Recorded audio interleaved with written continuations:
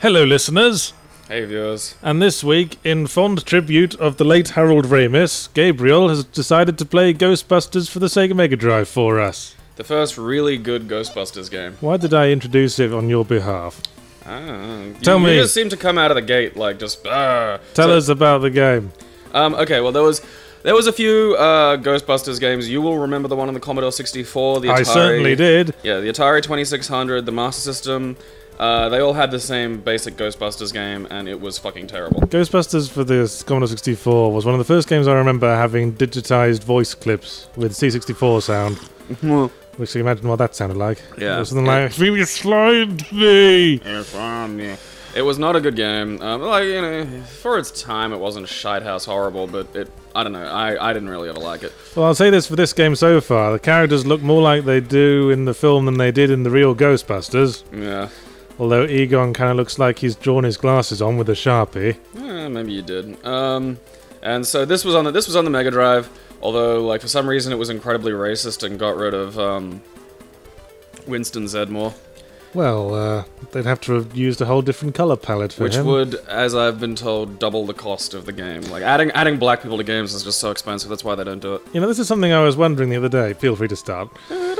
Look, it's a little super-deformed shooter platformer that has actual ghosts and stuff, and it's That's fun. fucking adorable. Recently, there's been a lot of ghost activity happening here and there. Well, why are you telling us? Oh, that's right, we're the Ghostbusters. That's our job. I think Aykroyd is just nailed in this. They've got that Aykroyd-y face. What was I saying? Oh, yes.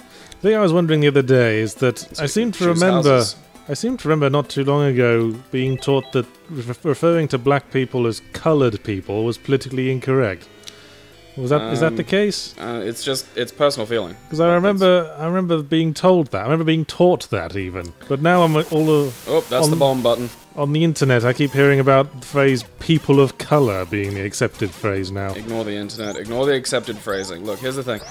It'll change from person to person. Some people will want it one way, some people want it the other, and ultimately what you're dealing with is just personal feeling. So I think you have to, like, analyze it and see, is the person saying something with hate, or are they saying something just because that's the term they think that people want? And the term changes all the time. Well, I suppose, but the problem with using coloured is that it implies that there's two kinds of people. There is white and there is everyone else. And white isn't even that white. There's normal and coloured. It's a sort of whitey, peachy, pale, pinky colour. It's not white. If it were white, there would be something wrong with you. You'd be an albino. And then, ironically, you'd be... You hear that, albinos? Yahtzee thinks there's something wrong with you. Well, ironically, sound off in the YouTube comments. Ironically, you'd be prejudiced against more if you were completely white. I don't know. Again, like, the tantrum throwing over the names is just abysmal. Like, again, like, think about, is the person saying it out of hate? Wasn't it a shame how Harold Ramis died? Yeah, well, it happens. He's with the infinite now. Still, for this day and age, it was younger than his standard old age death. Yeah, that's What was he, 69? I don't think he was.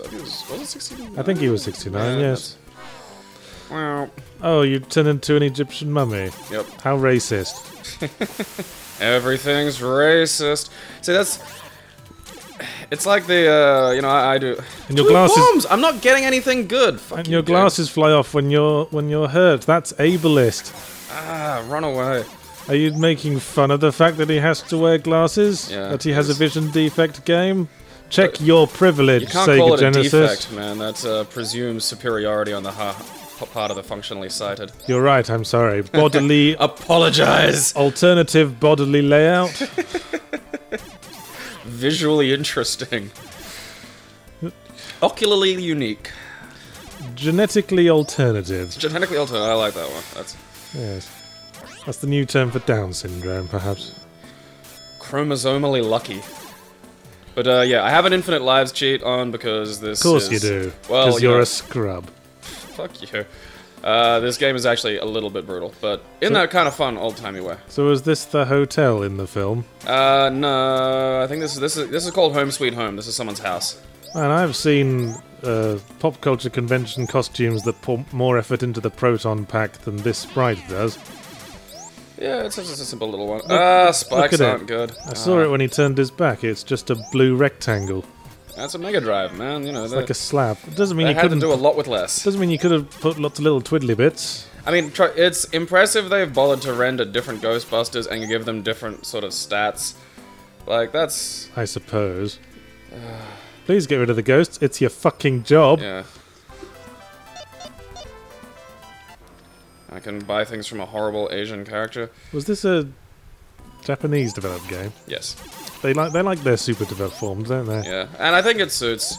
So basically, yeah, there's a little bit of openness to the game, so you can go out, you can buy new weapons, so you're not just using the little shitty, you know, regular shot here. So you're basically like a blue-collar contractor who showed up and said, "Oh well, I didn't bring the right parts for this job, so I'll be back on Friday week." Don't put bags over your head, children. Alright, that's not it. That's right, now I remember there's a hole you gotta jump through. What's your favourite Harold Ramis film? Groundhog Day. Ah, that's the correct answer. Yeah, that is. Because of course he had a much grander career behind the camera than in front. Groundhog Day is fantastic, because after he, the story goes that after his first marriage sort of fell apart, he really got into Zen Buddhism, which, god fucking damn it, which you can really see in Groundhog Day, because that is, I mean, so many religions claim it to be a wonderful sort of exercise in their faith. Yeah, it's weird. I mean, you know, when you say so many religions, I'm not saying like the Pope said, "Oh, hey, Groundhog Day." Well, it does carry a lot of I'd say, slightly irreverent religious themes, doesn't it? Yeah, like that whole scene where Phil claims to be God. Well, I mean, it's the the path he takes. He goes from. It is a traditional sort of deity creation myth sort of story, isn't it? Like the whole gone through the. You have to go through like a sequence of troubles, like this, like the Siddhartha Buddha. Well, it's the progress from indulgence to self-destruction, and then finally to redemption. Yeah, and not just redemption, but like building and himself. Enlightenment. Yeah, yes. Enlightenment. Which is pretty much exactly how I try to run my life these days. Jesus never really. And now look, it's a ghost. Oh, I gotta catch him. Oh, I gotta come in. Jesus never really had that arc, did he? He was just great from the get-go. To the point that fucking kings were coming and looking at how great he was. Shit. But there's no way to cross the streams in this game. That's the important part. Cross the streams was a bit of a loosely defined thing in the first movie. Is there co-op multiplayer in this? No. Did you ever play Ghostbusters, the most recent video game? A little. They worked crossing the streams into the gameplay. Oh, cool. But it was actually really annoying as a gameplay mechanic because you got 3 NPCs zapping wherever the hell they like. Yeah, that game looked chaotic. It was chaotic, but then I guess that was kind of the point, because that's how the use of the proton packs looked in the films. It looked extremely chaotic. Of course, the problem with that is that it does not make a great game mechanic to be utterly chaotic, does it? I think there's a lot of situations where absolute accuracy to the film, the source material, or to reality is not a good idea. It's always the problem the tie-in runs into. Yeah. So you're now fighting Spore Spawn from Super Metroid? Yeah, but with sort of a comedic bend. Yay. Looks kind of like a Muppet. Die. I've got infinite health, so it doesn't matter. Harold Ramis lent his voice to Ghostbusters, the game, the new one, as well as all the other former Ghostbusters. I'm surprised Bill Murray did it, because Bill Murray is really hard to reach. He's a bit of a bastard, yeah. That's one thing I heard, actually, that Bill Murray was kind of estranged from Harold Ramis, like, for the last couple of decades of Harold Ramis's life. Yeah. We're trying to get him to do one or two little things. Which is a shame, but then Bill Murray is kind of estranged from all of reality in many ways. It's just, Oh, that was kind of dark. His eyes fell out. Yeah, and it also... Bing! Look at your cheeky Japanese photo snap there. And continuing to look exactly like Harold Ramis. Thank you very much. This is a token of my gratitude. Thank you very much, woman wearing towel draped over her head. I love, like, this is a token of my gratitude. No, this is what you pay me for doing the job. Yes. If a ghost tangles with me, it'll be his last mistake. I always wonder, when I get off the bus, is it accepted etiquette to say thank you to the bus driver? Because I see a lot of people do it, but I've paid the bus driver. Surely our dealings are concluded when I leave the bus. I'm not thanking him for something he's done out of like the bottom of his heart. Sometimes bus drivers have given me free rides, and I've said thank you as I got off, as is fitting. But if I've paid for the ride, well, help me out here, Mr. Socially adept I person. bet hookers love you. What? Is that how you were taught? Once you get down from table, you have to say thank you so much for this lovely sex. Well, no, but I mean, I don't know. Is it an effort for you to go like, hey, like I just wave my hand and go thank, sort of acknowledgement. It's acknowledgement, It's treating a person like a human being by acknowledging that they share humanity. Well, when I stand up, it's so that the driver knows I want to get off. Yeah. If that's what you mean by acknowledgement. No, not stand up, but like I just raise my hand as a little like thanks, mate. Like kind of a. You don't have to. I mean, I don't think he's not going to shut the door and ask you where your manners are, even though he should. You horrible person. I mean, is this a British thing? Because I had a British girlfriend that said that saying goodbye to the bus driver, thanks to the bus driver was weird, and then she did it a bunch when she got back to England, and all of her UK friends made fun of her. Well, I was a little bit thrown just by being asked how my day's going by shopkeepers when I first got to Australia. I think we've discussed this in the past. Australia cares, except if you're kind of brown, in which case you can get fucked. But anyway, why is it all icy now? Because I'm in this dude's house, and he said the place was full of water, and then it got really, really cold. Does this game have a Metroidvania-y aspect? I mean, I see, like, the leave the missions, go to the shop thing, but can you, like, go back to old missions and open new areas? No. Okay, then. Yeah, I mean, there's... I noticed there it feels like there would be that, but there isn't. I noticed there was a map screen, so I wondered. Hey. That's just how you pick your stages. You go, what's this stage? Oh, this is a house. Yeah. That was the most thrilling recap of anything ever. Ooh, yes, this is a house. Would you like some of the intercourse? I suppose it depends on context. Like, if something very large has just fallen from the sky and crushed your witch sister, the phrase, oh, it's a house, could be said with some enthusiasm. Ah, it's a house. So, I don't know, fucking hell, it's a house! Fuck a doodle-doo. Look at these little guys. Why are you fighting Dig Dug? I don't know. I think that's Dig Ball, that's his cousin. Where are you going? Come back. Open up the other spot. You bastards. You jerks. Help, Egon. I don't think they're on board. Is there no way you can destroy blocks? Apparently not. Wait, there you go. There you go. You little rapscallion. Shit. Now what? Come on, you little fucking nugget. Take my thing away. Think about this, Mr. Bollock. Yeah. I'm done with those. Those look like they're on loan from another game. Like, that's the funny thing about this. Like, there's bits of this that are clearly, like, quite good Ghostbusters inspired, and then bits that are clearly just random little monsters from any Japanese shooter. I don't recall there ever being an enormously strict style guide when it came to the appearance of ghosts in the Ghostbuster films. There were a lot of wacky looks they had rocking.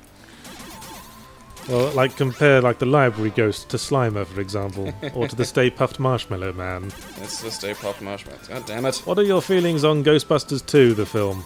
It's the Hangover 2 of the 80s. Like, it's just... I think it was 1991. Was it?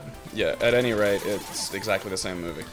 Do you think? It's literally the same fucking film. Well, I always found that whole sequence at the end of Ghostbusters 2 where all the New Yorkers are trying to get very happy very fast. I always found it rather cringeworthy. Yeah, that's because the movie was belly butt. Yes. Again, it was... I was about to say it was really gay, but that is the wrong attitude, isn't it? Completely and totally faggoty. But wait. Gay means... Fucking damn it. Gay used to mean happy, didn't it? So it still stands. It was just too happy for my liking. Well, that's what I like about, like, there are people who'll try to lock words down into singular meanings. I got nothing. What means this? I got nothing against people being happy as long as they do it behind closed doors and not around my kids. Yeah, I don't want them teaching them about, like, joy and optimism. Exactly. I don't want them teaching about diseases you can get from joy and optimism. Like, I don't know, smile syndrome. What? I'm gonna get you. Yeah! Finally, you do your fucking job. I've got it. Catch a ghost. Oh, Jesus. Egon looks like he's been hollowed. Dark Souls joke. I was just trying to think of what it looked like. It looked like someone's embarrassing passport photo they show you about 20 years later. God damn it. I mean, he had bangs, for God's sake. Egon doesn't have bangs. He sweeps his hair back, like me. You have an Egon-y quality about you, Not Ramis, Egon, very specifically Egon. That would have worked if you hadn't stopped me. Yahtzee did try to drill into his own brain once. Well, went about as well as you can expect. What would you have done? I did have a chemistry set when I was a kid. I remember once as a kid, like, genuinely harbouring the secret desire to eat everything in it. But I think this was a turning point in my emotional development, because I picked up one of the test tubes and then thought, better not, and put it down again. Somewhere out there's a you with magical superpowers as a result of that action. Well, you know, when I got bored of the chemistry set, I just mixed all the shit together and threw it on the garage floor. What happened? It just fizzed a bit. I was disappointed. Well, at least it fizzed a bit. And then we had to clean it up. Give me a face. Anyway, your face. Let's talk topic. Peter Molyneux has become self-aware. Ah, yes. A recent quote from Peter Molyneux in which he described Fable 3 as, this is his exact word, a train wreck. Which makes me... Alright, so here's the problem. He's become self-aware, but he's just going hyperbolically in the opposite direction. Ah, you said bollock. Bollockly. Bollock-lickery. Balls. Yes, alright, continue. He's just gone hyperbolically in the other direction, which isn't helping. Like, Fable 3 was not a train wreck. Fucking... Well, it had one good idea badly mishandled with the whole thing where you actually defeat the evil king and become the king. But then the evil king says, hey, evil Lovecraftian thing's going to come and eat us all in a year. Bye!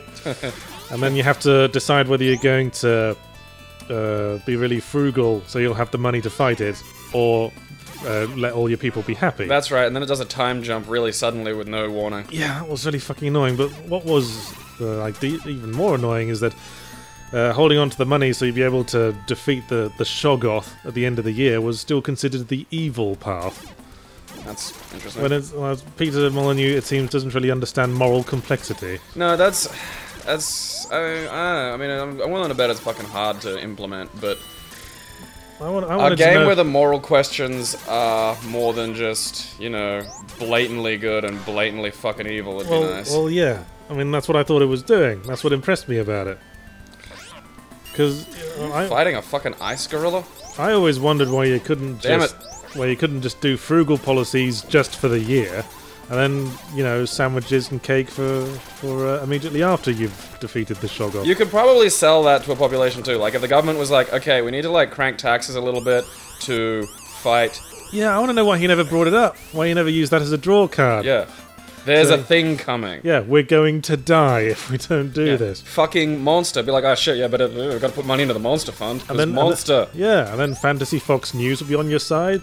No, Fantasy Fox News would still be like, oh, fuck you and your monster. Why are the liberal papers so against monster fighting? Do you want us all to be killed by a monster? And for once, they'd actually be right. But, they'd be like Peter for monsters. You know, the good options during that year were like, do you want to pay a load of money to make sure this lake doesn't get polluted? It's just, and for no better reason, because it looks pretty. It's going to look a whole lot less pretty a year from now when it's bloated with our corpses. But I think we got sidetracked a bit there. Point is, Peter Molyneux actually came out and said that he has a problem. And the first step is admitting it. Yeah. He has a problem where he always talks a bit too much about his game before it's out. Well, not talks a bit too much, but you can't call an adventure game with some tacked on fucking Sims bits. Management, I'd say. Yeah. A fucking revolution, because it's not. It's a cute enough game. It wasn't a bad game. I really enjoyed Fable 2 enough. Like, I played through that. That's not so bad. Yeah, it had its moments. Yeah. If you just said, hey, here's a game. I mean, it's like, you set yourself up, when you raise the bar so high, you can't help but go under it. Like, I guess he felt pressured to, innovate, because he was always a great innovator back in the day. Yeah. When he brought his Syndicate and Dungeon Keeper and... You know, that's it. Maybe like the new Dungeon Keeper Online has brought on a strange perspective in him. What else did he do? Populous, very innovative. Was he Theme Hospital? I don't know. Well, he was Theme Park. That's the M. Night Shyamalan trap, is like he gets known for twists, and then so suddenly every movie's got to have a twist, which then, because you know it's coming, becomes predictable. Like, that's... Yeah. gotta, you know, keep it fresh by not worrying so much. You know, don't create a you've got to live up to. That's, you know, your own personality can be the worst kind of trap, let alone anything fucking society expects. But you know, the revelation he seems to have come to, that the thing in his head will always be much better than the thing that is actually created. I would think he should have learned that a hell of a lot sooner as a creator in the public eye. Or just as a human being. Like, that's... Yes. I learned that when I couldn't draw. So I could see it in my head, and it went through some sort of retardification process, and then came out my hands all wrong. Yeah, yes, you'd think like the very basic amount of creative ability would lead you to this conclusion pretty fast. I'm melting! Well, I suppose writing doesn't really have the same problem, because it's not really a visualized thing. I mean, the visualization is all being done by the reader when you're writing something. That's why I equate storytelling in novels with storytelling in video games, because it's a sort of partnership you create with the person perceiving your creative endeavor, if you see what I mean. Yes, there is the reader is an active, you know, component in what's being read. I mean, you're not unless it's a bad book, you're not describing every square inch of the room the characters are in. So a lot of books I've read don't describe the main character at all. So the audience just pictures whatever they want to picture. They fill in the blanks. Special suit. What's the special suit do I then? don't know. Who's this, and why isn't Egon not making the tools? I don't know. Who's we this? outsourced it. Who's this Joker? It looks like Doc Brown, but with a mustache. Yeah, or the Einstein scientist from Half-Life. Alrighty, so now we've got the Woody house and a high-rise building left. And it's funny I mentioned that, because you know the glue-on gun in Half-Life? It's like the last weapon you get. It's like a super laser with a backpack. Yes. Well, in the original game files, that gun is referred to as the Egon. Yes. Worlds within worlds, you see. If you haven't seen, like, Groundhog Day, you should probably go watch Groundhog Day. I remember reading some video game equivalent of the Wold-Newton's hypothesis. The what? Well, that's some like theory. I think it was Philip Jose Farmer who first came up with it, that all the major great white heroes of 20th century literature were all the products of the same genealogy. Huh. Like there was a single stagecoach containing the fathers of Sherlock Holmes, Indiana Jones, Alan Quatermain, and all of those was struck by lightning, and then you can trace the genealogy through time and stuff. Cool. And so the video game equivalent I was reading hypothesized that perhaps Gordon Freeman is the student of Lester Chaikin from Another World. That's cool. I like that. Which is an interesting. It's an interesting theory. Fuck you, to Sonic, work with. you little fucking bastard. Oh yes. Well, it's more of a porcupine than a hedgehog. That's a different pain sprite. When you stepped on fire there. I'm intrigued.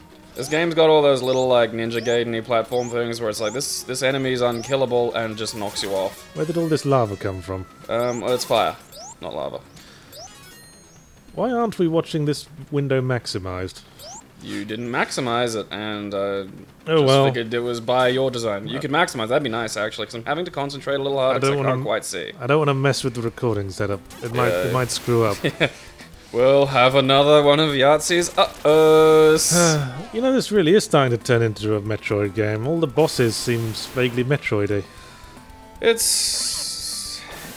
feels like it was almost designed to have, like, backtracking, but then they sort of... Fuck you. Well, I don't mean so much the Metroidvania gameplay as just the way bosses work, the way they look and act.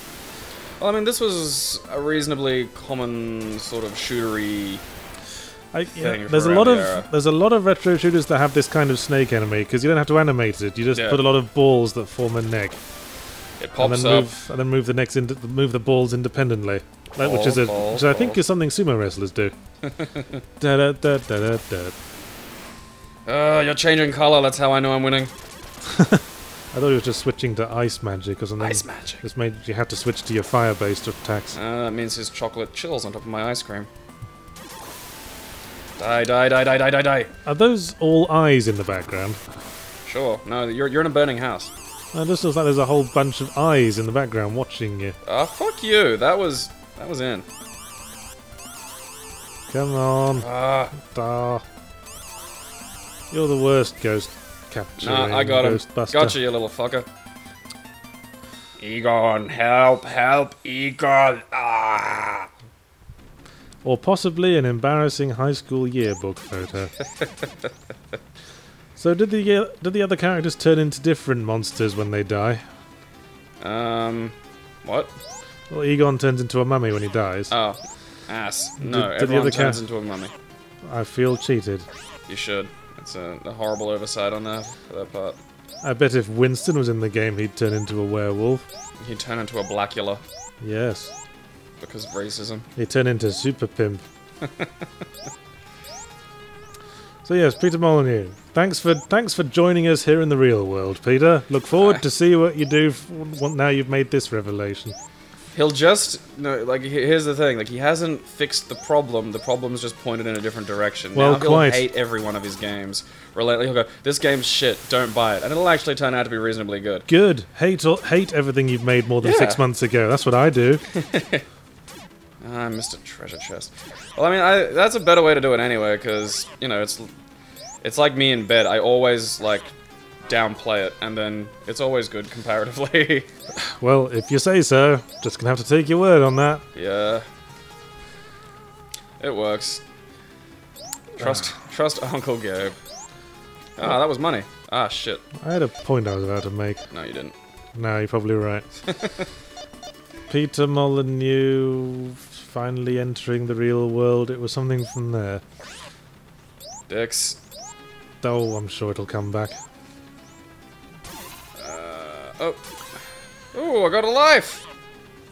That was not useful to me at all. I guess Peter Molyneux's problem is that he sort of didn't really belong in an environment where there were no parameters. I mean, like we've said, parameters... Yeah, the classic problem. If you've got loads of energy and infinite dreams, you need limits. Parameters promote creativity, and with the parameters he was given in, like, 2D, he could make stuff like Theme Park and Dungeon Keeper and Poopulous. all that. But when he was given no parameters, and all the, like, as near as no parameters you can get when gaming technology developed... Ah, dick butter. He was making Fable, and suddenly his role in gaming... Which was to make the most out of what we had, was suddenly obsolete. What a tragic tale. Became a slightly silly parody of himself. Well, yes, but at least he's a self-aware one now, Yep. which probably means he'll be a lot less funny. Yeah, I was gonna say, it's kind of neutralized the joke. I hate it when they try to be in on the joke. It's like William Shatner. Shatner. Ha ha! Look at me! I'm the emperor with no clothes. Me, look how naked I am. And all the townspeople aren't laughing anymore. Oh, They just kind of feel sorry for the guy. Yep, joke's over. God, bollocks. Well, I concede that I can see why we needed the infinite lives cheat now. Told ya. Because you're shit at games. Yeah. This game is not your friend. I'm fighting a fire ninja. I know it's not my friend, it's a game. I have few friends among games. Yes. Alright, have you got some topics? I had another one, yes. Good. Because I'm actually having to think. Which is fucking difficult. Yeah, so it's always hard for you. Yeah. I don't want to make fun of you for it, because that would be ableist. Yeah. Just because I'm grossly incompetent doesn't mean you shouldn't let me be a surgeon. You're just alternatively intelligent. Yeah. That's, I went to the University of the Streets in Queensland. You have the simplistic wisdom of a caveman. Yeah. The Shakespeare's Fool. I have that kind of. Exactly. You couldn't direct a light opera, but you could damn well make a fire. If someone gave you matches. Yeah, I need matches. I can't make fire. What am I, Bear Grylls? Well, so much for that. Yeah. But I bet you drink your own piss, though. Oh yeah. Yeah, we could all do that. It's fucking weird not to. Well, my Peachy. other topic. Excuse me while I get my iPad, which I foolishly left under the recording device. Back in a second, microphone. Now I have it. My second topic was that Where were you when Yahtzee sat up?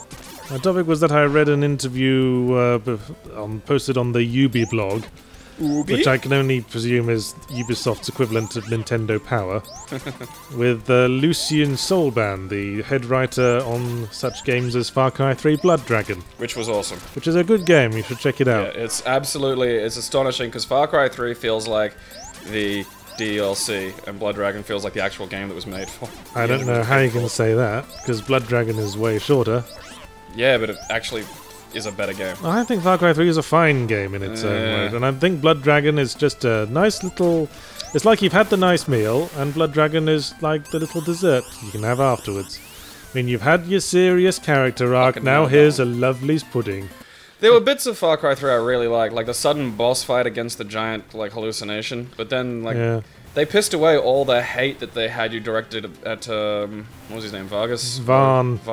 Was it Varn? Or was it Vars? Vars. I think it was Vars. No, Varn was the main character of Final Fantasy XII, I remember now. Alright. Scarface McFarlane, that can be his name.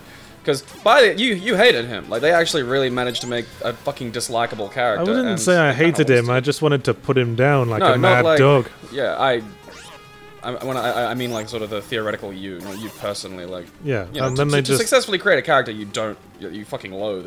And then they introduced another villain that you had to defeat. All right. That you had to defeat in the last third of the game. Yes. Yeah. Although I would argue that the central part of that plot, I mean, Vars is what draws you in, but the centralized part of the plot is the main arc of the main character. But that's just me.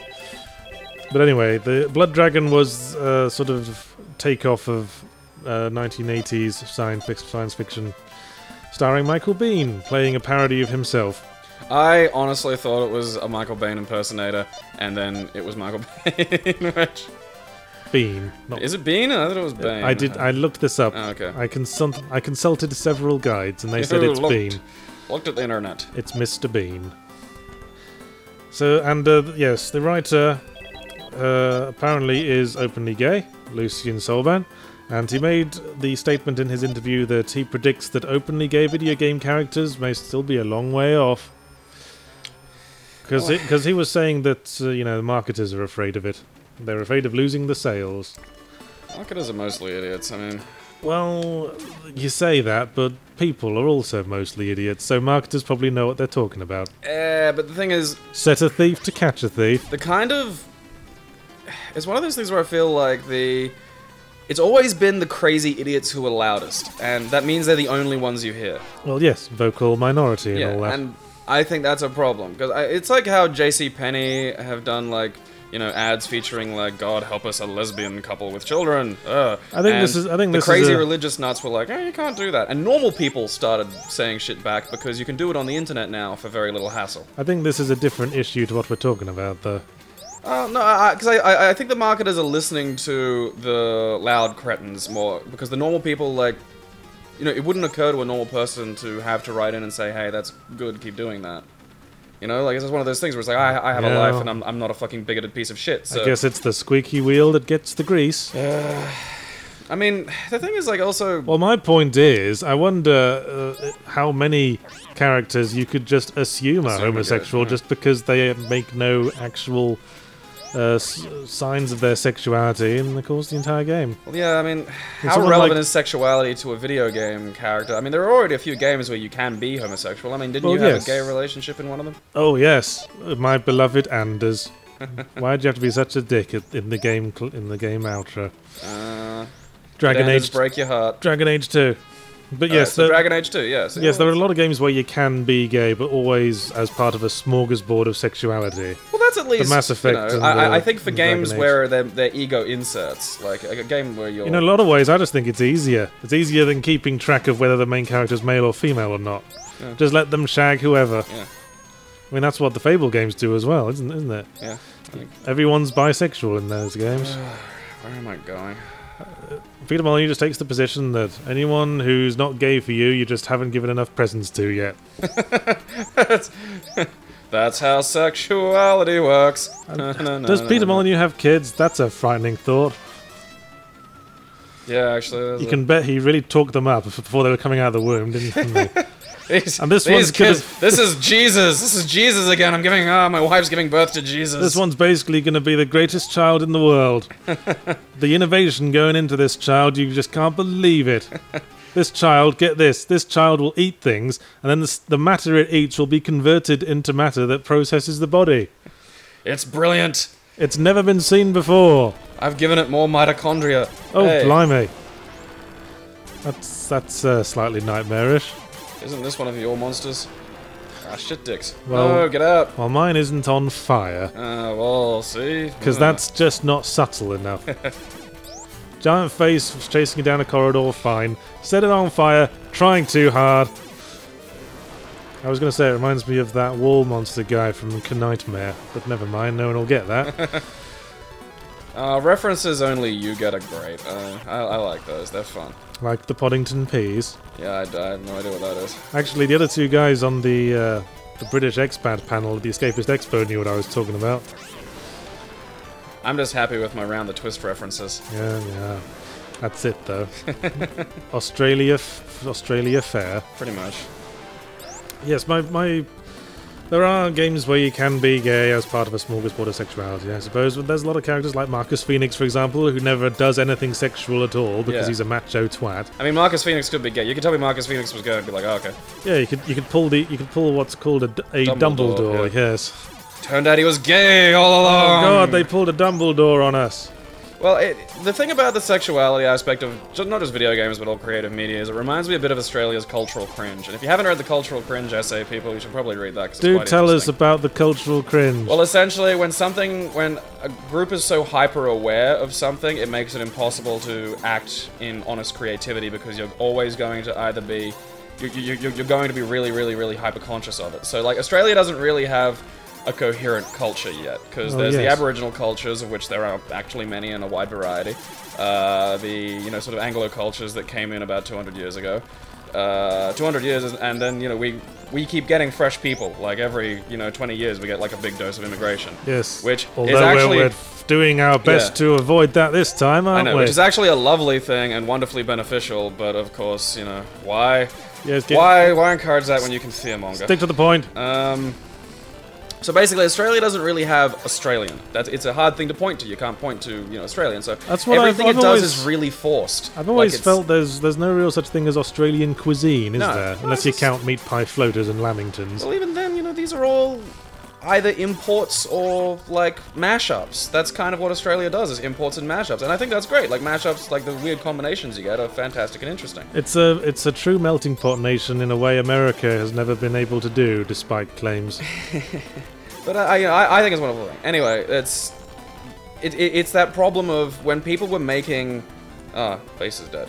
When people were making producing works of like literature and art in Australia in the sort of pre-80s. Yes.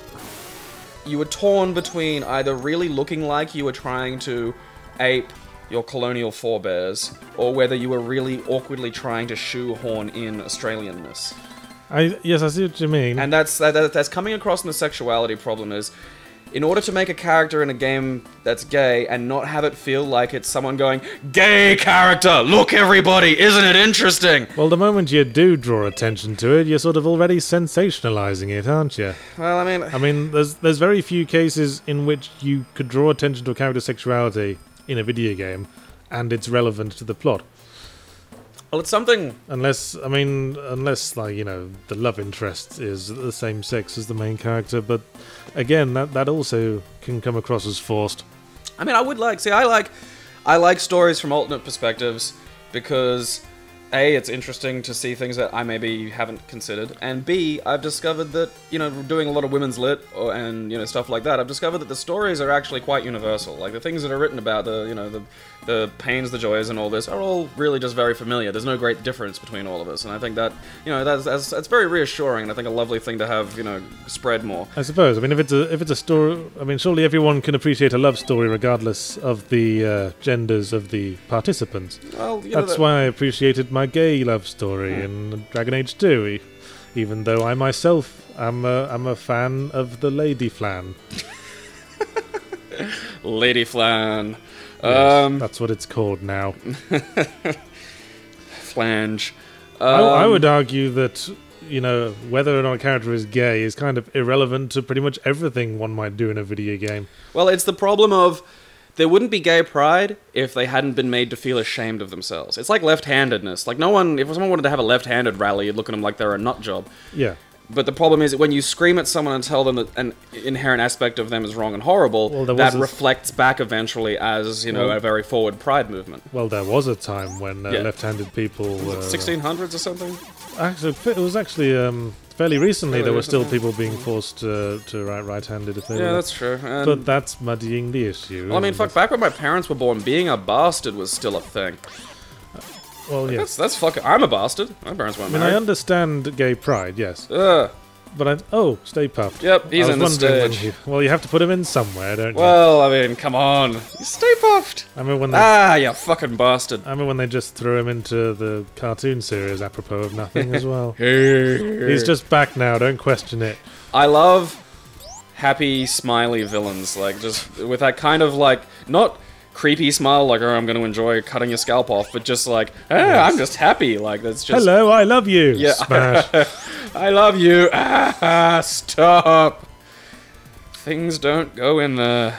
So yes, as I was saying, I understand gay pride, but I almost think it's sort of misapplied to video game audiences. I would think video game audiences are more likely to be more liberal. And so if a game makes a big fuss out of a character being gay, a video game audience is more likely to more generally go, so what? Why do you draw attention to that? A lot of people are gay. I'm gay. This hypothetical person I'm gay and I play video games. I love them. Play Dragon Age every day. Yeah, I mean, I'd like it to get to a point where it is just like that, where it's also not necessary. The Sims. But I think we're probably a little ways off that yet. I think we're getting there, maybe another couple of generations, and there'll probably always be one or two holdout like racists and homophobes loitering around because it's a result of, you know, feeling powerless inside. So you manifest your self-hatred into other people and things. I suppose the thing to do is just make a game character who's gay, and just just when it comes up, like when discussing a sexy lady. If that happens. Or if maybe, that'd be great. If you do one of those things where you have a sexy lady who's really supercilious and uses her sexuality to control men, and then you tries to use that on the protagonist, and he goes, "I'm actually gay, madam." that would be relevant, and that would be funny. Work on me. The thing is, when you make that game, and then someone interviews you and saying, "Do you think it was courageous to have a gay person in it?" And I was like, then you say something like, well, you're the one drawing attention to it, not me. The thing is, it's a self-fulfilling prophecy if their attention will be drawn to it. And that's the thing, it can't, no matter what, it's like the cultural cringe. It's there. Because the thought of it is so apparent that you'll either be doing something to defy it or to fit into it. And it's just, it's unavoidable, it's really irritating. So I think someone just has to fucking bite the bullet and just get it done. Like, Marcus Phoenix should be fucking gay. Let's just say he's gay. Yeah, Marcus Phoenix is gay. There's a bit in a game where there's a female character who's kind of got the hots for him, trying to get through to him, but he's just kind of not having it. So that would be easy. Yeah, that would be an easy retcon to make. Maybe Master Chief. They call them Spartans, and the Spartans were big on not like sexuality all the time, but he did have a sexy female wank hologram. I like to think that there were several models of hologram, and he just went for the wank one because he has to do a lot of lonely missions in space. I don't think a hologram's gonna help with that. Like, is it like Rimmer's hard light hologram? Like, do stuff to you and stuff? Well, it's just so he could have material to look at while he's beating his scarred and armored meat. Isn't he a clone or something? I don't know what the fuck he is. He's probably a clone. They all are in that sort of circle. Why would you give a clone a penis? He's the perfect soldier. Except he's got free will. Always the sticking point, isn't it? Can't let him think. Hey, get off me. I want to see that, like, where you have a standard plot where someone's created super soldiers, then someone said, we also gave him free will, and the general funding the project says, why'd you do that? The scientist says, better drama. Shits and giggles. Yeah, better storytelling. Because I watched Universal Soldier a lot as a child. So yeah, that's Master Chief. He could be gay. I mean, he's certainly... I'm going Marcus Phoenix. I'm voting Marcus Phoenix for gay. Marcus Phoenix be gay. Who else? Who else? Well, Gordon Freeman has never made any move on Alex Vance. Do you think Gordon Freeman, though, is one of those He might be. Well, the thing, I guess Gordon Freeman's one of those blank characters you just project whatever you want on. He's like Link. Like I think he's less of a. He's developed as a character. I think through a lot, mostly through what we've given to him. Although that whole thing is kind of a bit lost in Half-Life 2 and onwards, when he's sort of given an impromptu personality by the way other characters act around him. He has an implied self. Like there's a scene in episode 1, I think, where Alex Vance tells a lame joke when you're fighting through the underground with her. Yeah. And she... Slimer's dickhead cousin. I think it's when they find a zombie Combine soldier. Zombines. And she goes, well, that would be a Zombine, right? Right? Okay. And then she just sort of like reacts as if Gordon Freeman's just staring at her blank face. Which in itself grants a little personality. I think that was a result, like the first, like, I don't know, I struggle to remember the first Half-Life accurately now. So there wasn't much in the way of that, really. No, there was no, well, the thing with, there was no application of personality to Gordon Freeman because there was no other personality in other characters. That's what I thought. It was just the same four scientists copy-pasted a million times, and they were just there to be exposition deposits. Hello, I'll open this door. I'm dead. I wonder if that's not a better approach for a game with a silent protagonist than the Half-Life 2 great amounts of characterization. Do you suppose... Because I've always thought Legend of Zelda gets away with it quite well. See, I think Portal gets away with it as well. Yeah. Because what Portal does is that basically... I think... Remember, it's you and one other thing.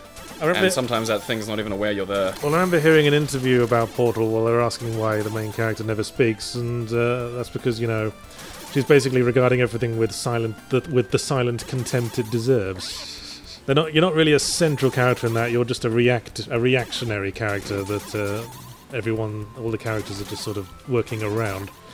In Half-Life, it's different because Half-Life, Gordon Freeman is supposed to be, you know, the messiah. Yeah, and doing stuff that involves social interaction. He's built up as a dynamic character, despite not having any actual character traits. I mean, would you talk back to GLaDOS? I would, but then I'm just, you know, Well, I'd want to know why the hell I was locked in this facility and when I could leave. That would be the pertinent aspect of my conversation. Let me out. I love you. That would be a slightly bipolar test subject you're describing. I would absolutely try that. Yes. I think GLaDOS could absolutely easily be seduced. I bet she's like completely... Just a little bit of compliments, like it'll be the girl with low self-esteem. Like I think if anyone You're pretty, really? If anyone could seduce her, it would be the sniper from Team Fortress 2. What makes you say that? Because the voice actors are married in real life. Alright. Interesting fact. Fucking just... So, you brought up Link there. Do you think Link could be gay? Well, he's halfway there already, isn't he? I think Link's an empty to me. Link's a vessel. Well, I was going to say he wears tights, but that's not gay, that's effeminate. Must be politically correct. Screw that.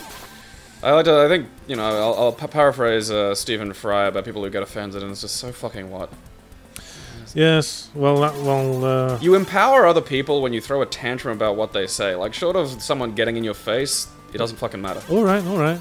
Just answer the question, do you think Link's gay? No, I think he's an empty vessel. I think he's of no sexuality. Alright, here's one for you. Yeah. Luigi.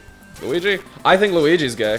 Yeah, that could work. Yeah. I remember, like, the Manabar once was doing a thing for the Fortitude Valley's Big Gay Day, and I wanted to do a poster of, like, celebrating the great gay characters of gaming, and I wanted Luigi and Duke Nukem to be on there. Younger brothers often tend to be, especially when, like, the older brother is a more... Fucking this is taking ages, and it's annoying me.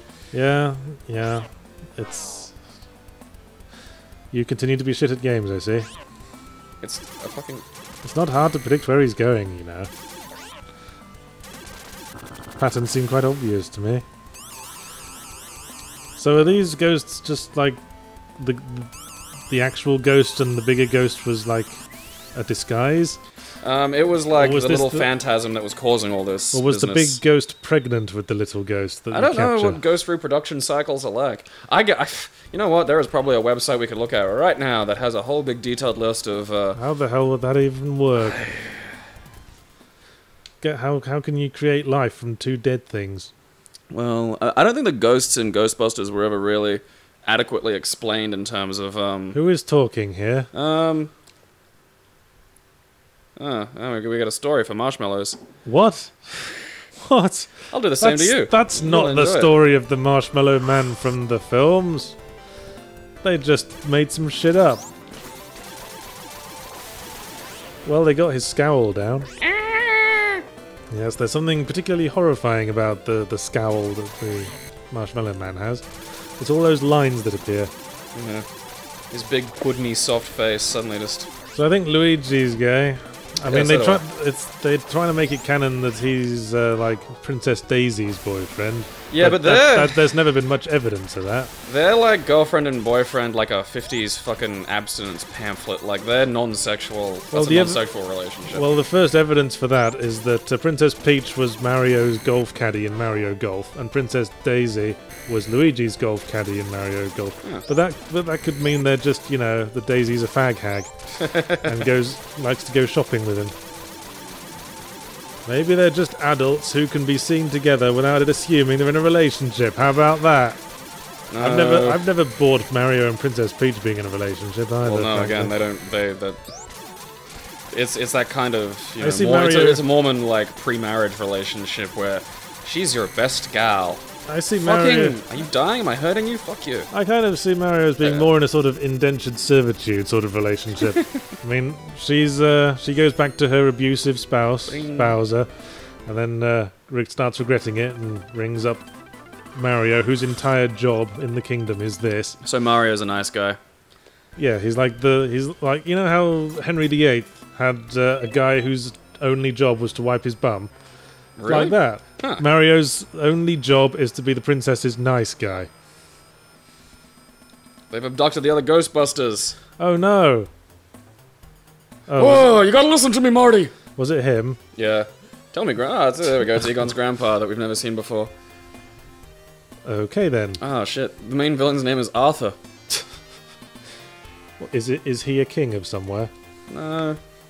Oh well. I bet he's played by, I bet it's like Louis Tully's cousin or something. Do you remember that cartoon series about a modern-day football player who went back in time to King Arthur's court? Yes. And then had to be King Arthur? Not in much detail, but oh, that rings a bell. I generally gauge like how well I can remember old cartoons if I can remember the opening theme.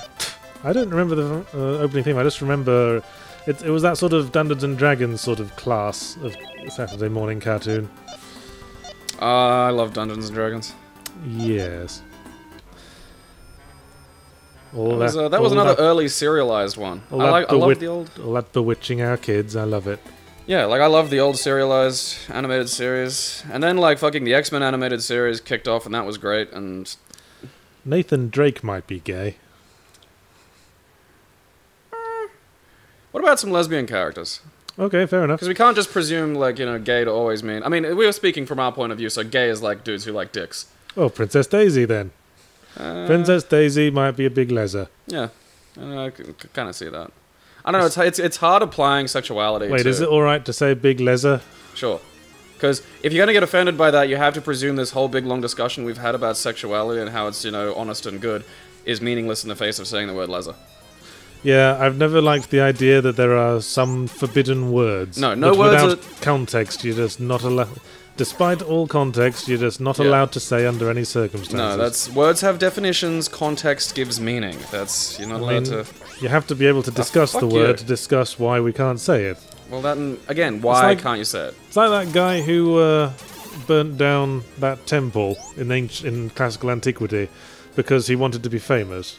I think it was Heraclitus or Herodotus, someone like that. No, Herodotus was Greek. Well, it might have been now Greek. I'm getting all blurred up.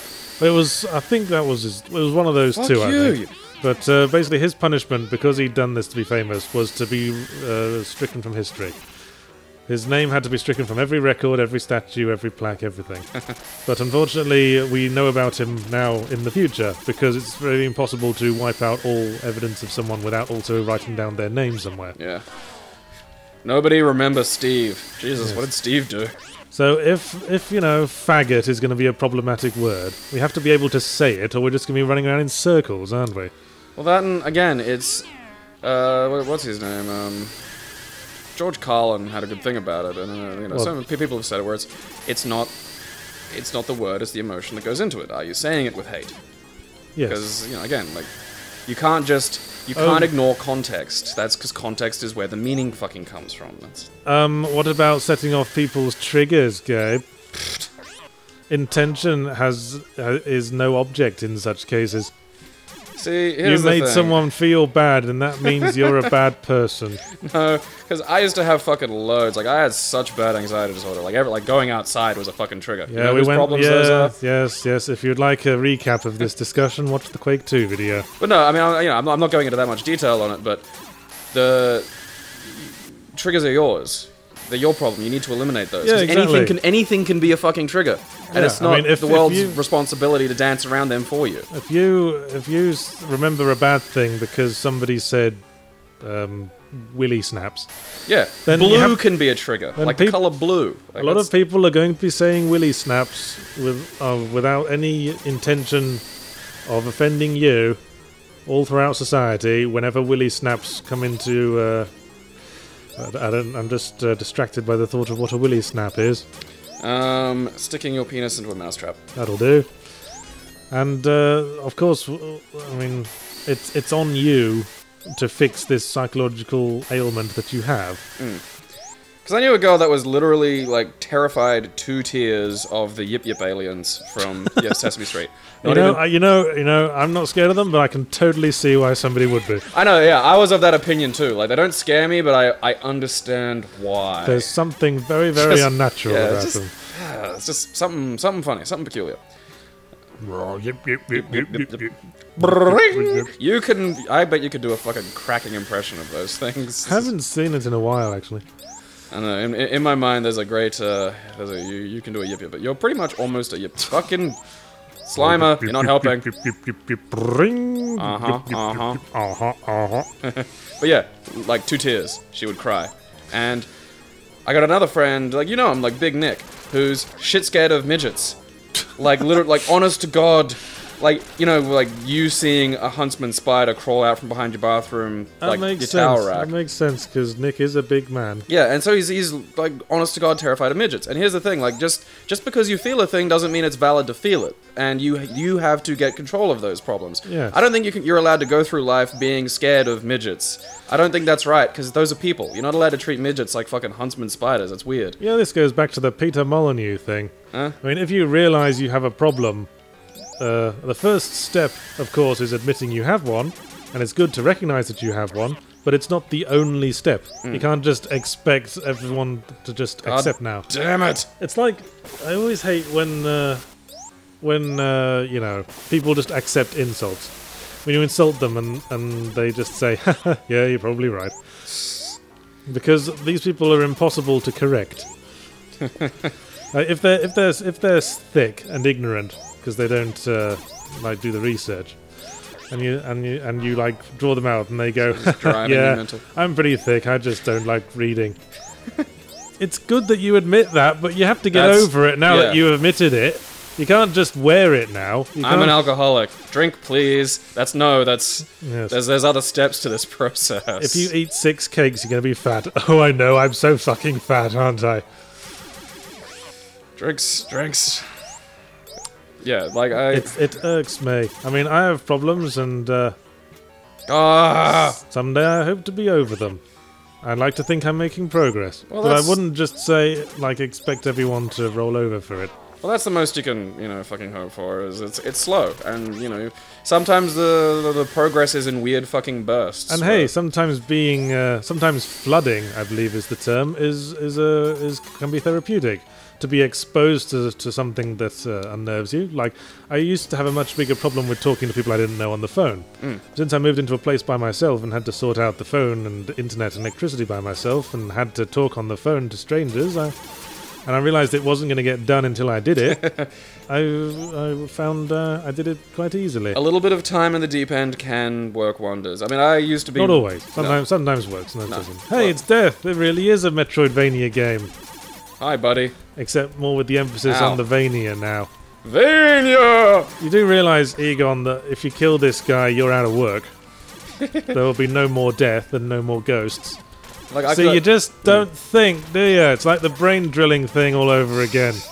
Yeah, you're probably lucky Venkman stopped you from doing that. He's even got Death's Castlevania attacks. The whole, like, circling scythe blade things. To be fair, this is blatant. It's blatant, I tells you. Plagiarism.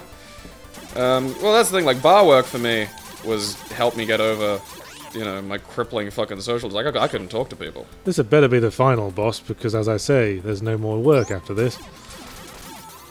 Maybe it's not death. Maybe it's just an upstart goes to. Is it the final boss? No, dude. There hasn't been like a little conversation where I fucking tell Arthur he can suck a bucket of old hobo nuts. Well, I suppose there are ghost skeletons, and maybe some of them just decide to wear a black cloak out of fashion choice, and maybe some of them also happen to carry a scythe because they were very attached to one in life because they were an Amish farmer. Would that be like you? Oh, Jesus, that's a one-hit kill. Blimey. Fair enough. That's Was this ever a coin-operated arcade game? No. Well, I'm out of explanations then. This is an old Mega Drive game back when this shit was, like, fucking tough. It was just like, fuck you, here's a hard game. Well, it was always hard. Ah, I didn't want to do that yet. It was always hard back then just because games on consoles aped arcade games. Yeah. That's the whole reason a lives system exists. Because they want to steal your quarters. What would your thing be if you were Hollow in Anor Londo, like, you know, in Lordran? Like, what weapon would, like, Hollow Yahtzee hang about with and glower at a corner with? A halberd? I don't know why I like halberds. So do I. I like poking. I think they're a good first time through weapon. Yeah. Because I used it on my first time through and it made several bosses easy pants. What's going on? What happened there? There was a bit I don't know. There was a slowdown. I hope that doesn't fuck around with the video record. Yeah, it's the video record glitching. It's us not getting done. Hope that doesn't displace the soundtrack. So that now we're talking about something completely different. There's an energy bar, it hasn't gone up or down, and I don't know what it does. Oh! Solaire in Dark Souls. He's gay. Is it? Well, it's implied. Oh, I don't know. There's a bit in, I think the second time you meet Solaire in Anor Londo at the fire, in that room. If you talk to him a couple of times... Whoa, blimey! More fun with the ball-based system of animation. But if you talk to him a second time, Solaire says, I didn't know better, I'd say you were attracted to me. Oh, forget I said that. Well, I think he does that if you're a woman as well. So maybe he's just pansexual. Anything that moves, Solaire. Anything that moves. Well, I mean, if you were in, like, that circumstance, you'd be pretty much just... Yeah, like, you'd want... okay, so the energy you'd want desperate, life-affirming sex with disgusting, undead, dried-out beef jerky men all the time as well. I'd probably wind up hitting on the lady that sells you, moss. I reckon, I mean, regardless of the context of the statement, I reckon Solaire is gay. He seems like the type. It's the way he talks. Solaire, alright, so there we have another addition to genuinely gay video game characters. Yeah, and he didn't have to make a big song and dance about it.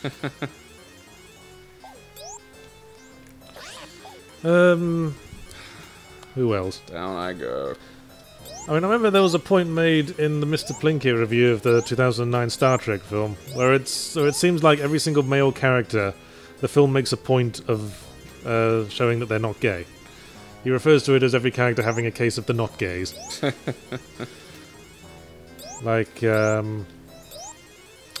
course, Captain Kirk doesn't have a love interest in that film, so they just make him a big, Lothario. But then that's Captain Kirk, yeah. They give Spock the love interest with Uhura, even though that doesn't seem like a Spocky sort of thing to do, but that's just That's me. his human side. Oh no! Oh no! It's Ghost Bill Murray! This'll teach you for not returning my calls, says... This is for not coming back for a new Ghostbusters film, and now I'm dead. Grr. Well, he came back for Ghostbusters the video game. That is weird, like that he did. And I think in Ghostbusters the video game, they used a concept they were going to use in the third Ghostbusters film. Oh, where he dies? No. Oh, what? I can't remember now. Am I hurting him? I'm not sure what's going on here. It was I think it was a couple of just ideas rather than a grand plot. Because I remember reading that they were going to have him die early in the Ghostbusters. Well, these scripts go through a lot of rewrites. That is true. What were we talking about? Gay characters. Yes. We're deciding, yeah, we're deciding once and for all who the gay video game Illuminati are. Well, did we come up with any lesbians? Alright, yeah, no, that's right, we got onto that and then we stopped, which I think was, that's remiss of us. Well, we're male and have less understanding of the female mindset. Well, that and, you know, there is a dearth of... See, the immediate response is to go, like, Samus, but I think Samus is completely asexual. I think she views humans as weird and alien. Yeah, well, she was raised by cosmic bird people. Yeah. I don't think I'm hurting him. I think that's presumably her portrayal in Metroid Other M notwithstanding. That doesn't count. Ah, we go. No, that's not my Samus. No, that Other M bullshit's not real. Fuck that 5 foot tall daddy issues riddled thing. Yeah, I'm not. That is not. Not my Samus. No, that's not canon as far as I'm fucking concerned. Well, I guess this is part of the problem. There's so few prominent female video game characters they could mark out as a lesbian.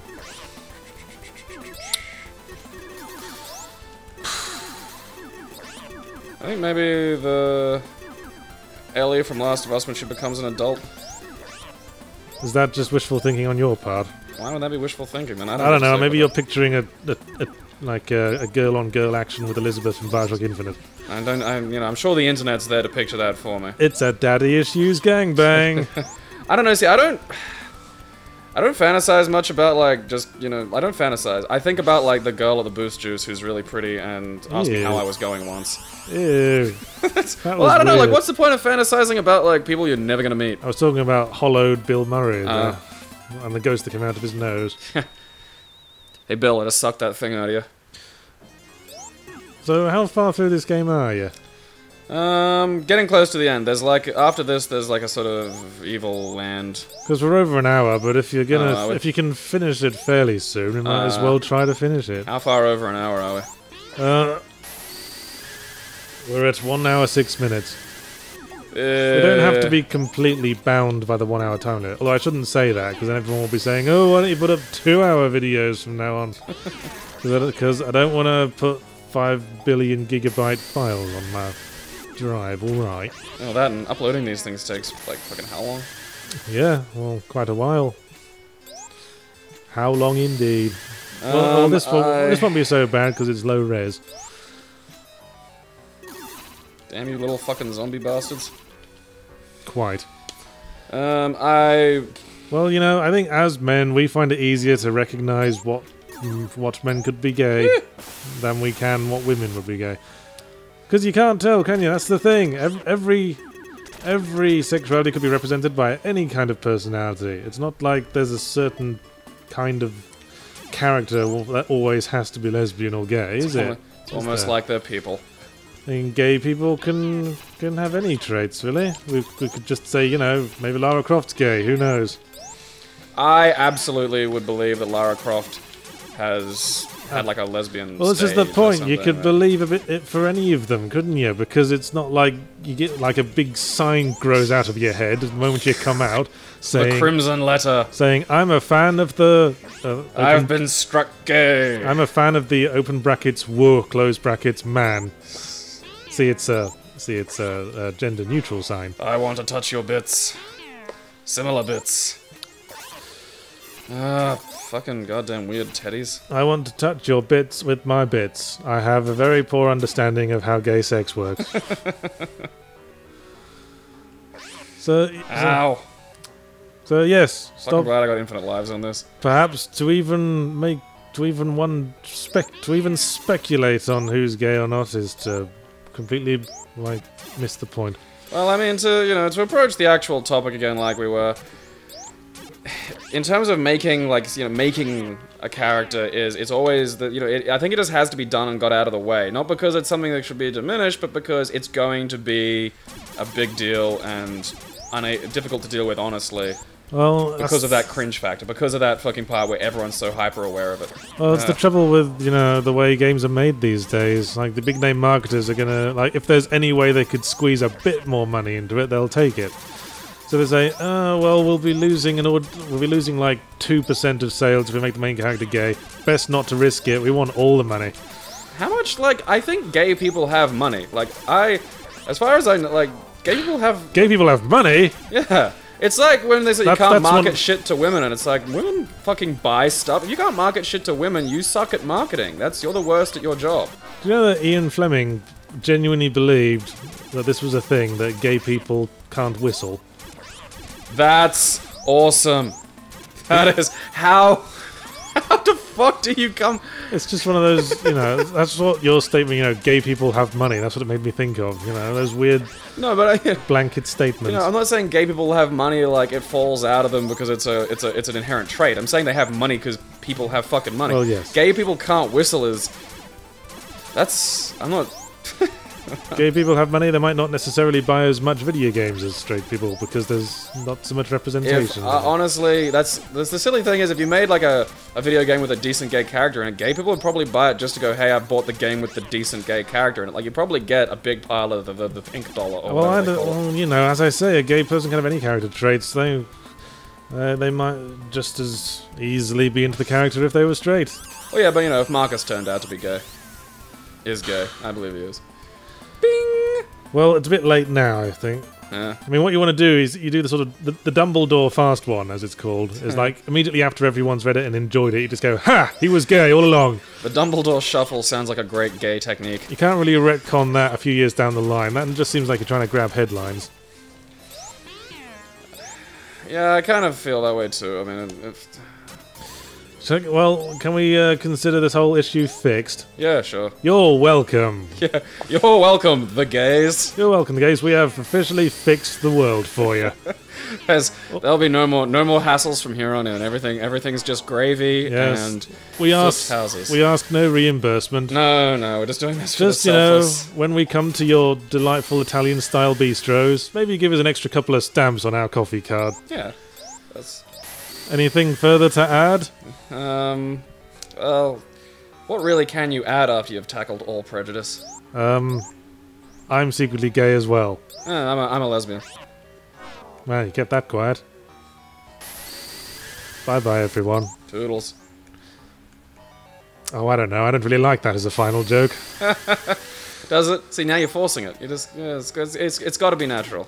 All right. Well, let's just keep talking until we force a natural conclusion out of it. Then. Look, a fucking giant clitoris is attacking me. Oh well, we could just go for the classic sudden ending.